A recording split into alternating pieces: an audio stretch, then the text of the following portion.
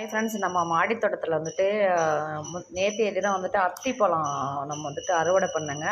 அந்த அத்திப்பழத்தை வச்சு நம்ம ஒரு ஜூஸ் வந்து ரெடி பண்ணியிருக்கேங்க. நம்ம அத்திப்பழத்தை வந்து நம்ம வெறுமனையே சாப்பிடும்போது அதுவும் ஒரு டேஸ்ட்டு கொடுக்குதுங்க.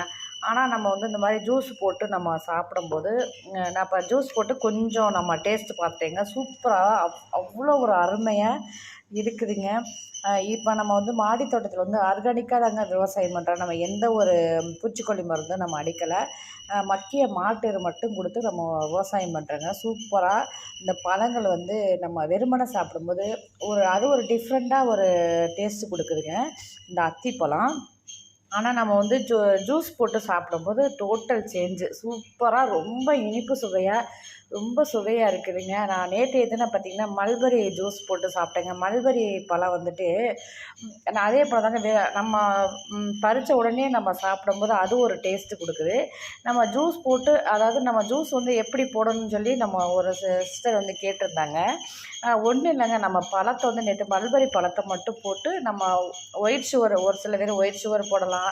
நான் வந்துட்டு பார்த்திங்கன்னா நான் இதுதான் போட்டேங்க, நாட்டு சக்கரை தான் போடுவேன். நான் நாட்டு சக்கரை தான் யூஸ் பண்ணுறது. நாட்டு சக்கரை போட்டு வெறும் மிக்சியில் போட்டு நம்ம கொஞ்சம் தண்ணி விட்டு, நமக்கு எவ்வளோ தேவையோ அவ்வளோவுக்கு தண்ணி விட்டு அப்படியே மிக்சியில் நம்ம ஒரு சுற்று சுற்றிட்டு அப்படியே சாப்பிட்டேங்க. அதோடய டேஸ்ட்டு பார்த்திங்கன்னா ரொம்ப அருமையாக சூப்பராக இருந்துச்சுங்க. அதே போல் இன்றைக்கி வந்து பார்த்திங்கன்னா அத்திப்பழம் வந்து ஜூஸ் போட்டிருக்கியா, இங்கே பாருங்கள், பார்க்கவே ரொம்ப கலர்ஃபுல்லாக சூப்பராக இருக்குது. இங்கே பாருங்கள், அவ்வளோ ஒரு டேஸ்ட்டாக இருக்குது.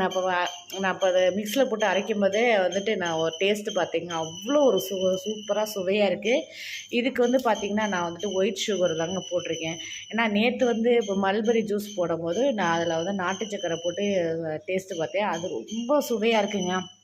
அதோடைய கலரே பார்த்திங்கன்னா அப்படியே வந்து அந்த மல்பெரி கலர் வந்து, அதாவது பிங்க் அண்டு ரெட்டு கலரில் இருக்கும் டார்க். அதே போல் ஜூஸ் இருந்துச்சு. ஆனால் இன்றைக்கி பார்த்திங்கன்னா இந்த அத்திப்பழத்தோடைய நிறம் பார்த்திங்கன்னா இது போல் இருக்குது. இங்கே பாருங்கள், மாம்பழம் ஜூஸ் எப்படி போட்டால் எப்படி இருக்கும் அதே நேரத்தில் இருக்குதுங்க. சூப்பராக இருக்குதுங்க. இதே போல் நீங்களும் வந்து ட்ரை பண்ணுங்கள்.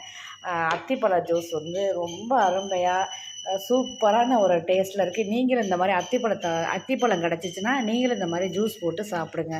தேங்க்யூ.